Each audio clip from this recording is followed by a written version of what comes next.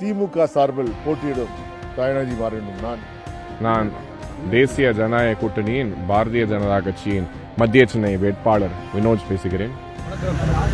மத்திய சென்னை வேட்பாளர் பார்த்தசாதி. நான் மத்திய சென்னை வேட்பாளராக போட்டியிடுகின்றேன். வணக்கம். நான் மருத்துவர் கார்த்திகேயன், நாம் தமிழர் கட்சியினுடைய மத்திய சென்னை நாடாளுமன்ற தொகுதியின் வேட்பாளர். மைக்கு சின்னத்திலே போட்டியிடுகிறேன். திமுக சார்பில் போட்டியிடும் தயாநிதி மாறன் நான் வெற்றி பெற்றவுடன் கண்டிப்பாக மத்திய சென்னையில் நீண்ட பிரச்சனையாகிற போக்குவரத்து பிரச்சனையை, போக்குவரத்து நெரிசலை தவிர்க்கின்ற வகையிலே மெட்ரோ ரயில் திட்டம் 2ஆம் பாகத்தை விரைந்து முடிக்கின்ற பணியில் ஈடுபடுவோம். அதேபோல் சென்னை தேனாம்பேட்டிலிருந்து லிட்டில் மவுண்ட் இருக்கின்ற பறக்கும் சாலை திட்டத்தை விரைந்து முடிப்போம். அதேபோல் பூனமல்லி நெடுஞ்சாலையில் உள்ள பறக்கும் சாலை திட்டத்தை விரைந்து முடிப்போம். பல ஆண்டுகளாக நிலுவையில் உள்ள பறக்கும் சாலை திட்டம் துறைமுகத்திலிருந்து மதுரவாய் திட்டத்தை விரைந்து முடிப்போம். இவ்வாறு செய்தாலே சென்னை நகர போக்குவரத்து பிரச்சனையை பெருமளவிலே போதிப்போம். அதேபோல் பல இடங்களில் பட்டாக்கள் கேட்டிருக்கிறார்கள். அதற்கு எங்கள் அமைச்சர் திரு உதயநிதி ஸ்டாலின் தலைமையிலே ஒரு குழு அமைத்திருக்கிறது. அந்த குழுவை விரைவுபடுத்தி எங்கெல்லாம் பட்டா பிரச்சனை இருக்கோ அந்த பட்டா பிரச்சனை தமிழ்நாடு முழுவதும், சென்னை மட்டும் இல்லை தமிழ்நாடு முழுவதும் அது பட்டா பிரச்சனையை தீர்த்து வைப்போம் என்று உறுதியை அளிக்கிறேன். வணக்கம்.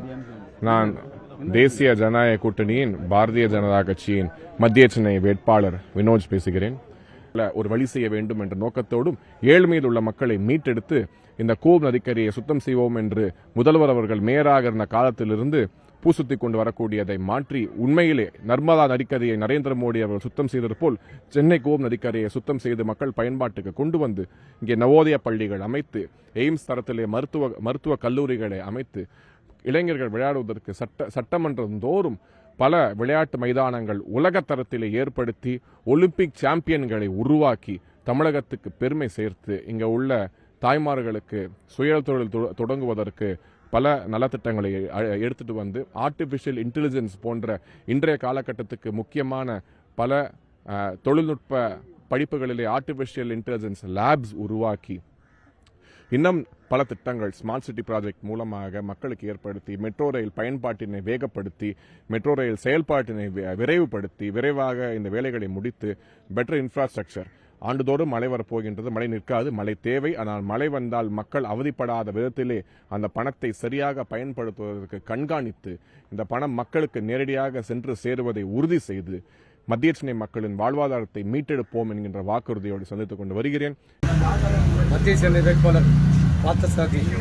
நான் மத்திய சென்னை வேட்பாளராக போட்டியிடுகின்றேன். அப்படி வெற்றி பெற்றால் இந்த பகுதி வாழ் மக்களுக்கு அடிப்படை வசதிகளான பட்டா அதிகமாக இல்லை என்று குறை கூறியிருக்கிறார்கள். அதை பெற்றுத் தருவேன்.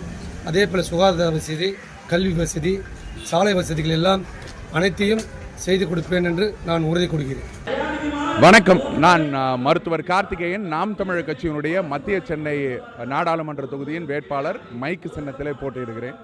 இந்த தொகுதியில் எங்களை தேர்ந்தெடுக்கும் பட்சத்தில் மக்களுக்கு உண்டான குடிநீர் பிரச்சனையை முதன்மையாக கையில் எடுத்து நாங்கள் பண்ணுவோம். மற்ற எல்லாரும் அது வந்துட்டு உள்ளாட்சித்துறையோடதுன்னு தட்டி கழிச்சுட்டு போகும்போது நாங்கள் மக்களோடு மக்களாக நின்று அதை போராடி அவர்களுக்கு பெற்றுக் கொடுப்போம். குடிநீரில் இருக்கக்கூடிய பிரச்சனைகளை தீர்த்து வைப்பது போலவே நாம் வந்துட்டு கழிவுநீர் வடிகால்களில் இருக்கக்கூடிய பிரச்சனைகளையும் தீர்த்து வைக்கிறதுக்குண்டான எல்லா திட்டங்களையும் விரிவாக வச்சுருக்கிறோம்.